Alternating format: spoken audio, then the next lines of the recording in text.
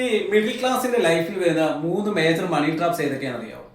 So ഒന്നാമത്തെ മണി trap എന്ന് പറയുന്നത് EMI ട്രാപ്പ് ആണ്. ഞാനത് പ്രത്യേകിച്ച് എക്സ്പ്ലെയിൻ ചെയ്യേണ്ട ആവശ്യമില്ല. മോസ്റ്റ്ലി എല്ലാവരും എന്ത് സാധനം വാങ്ങുന്നതും EMI ഉപയോഗിച്ചായിരിക്കും. അത് മോസ്റ്റ് ഓഫ് ദ മിഡിൽ ക്ലാസിന്റെയും ലൈഫിനെ സീരിയസ്ലി ഹർട്ട് ചെയ്യുന്നുണ്ട്.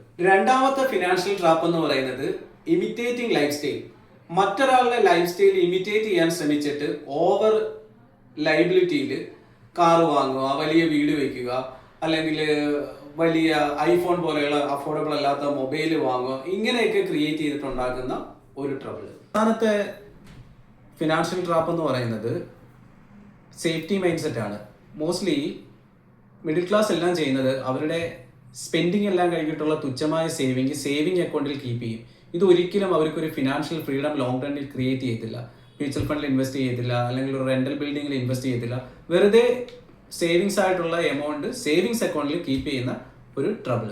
അപ്പോൾ ഈ പറഞ്ഞ 3 ഫിനാൻഷ്യൽ ട്രാപ്പുകളും ലൈഫിൽ അവോയ്ഡ് ചെയ്യാൻ ശ്രദ്ധിച്ചാൽ ലോങ് റണ്ണിൽ ഒരു ബ്യൂട്ടിഫുൾ ലൈഫ് ക്രിയേറ്റ് ചെയ്യാൻ സാധിക്കും.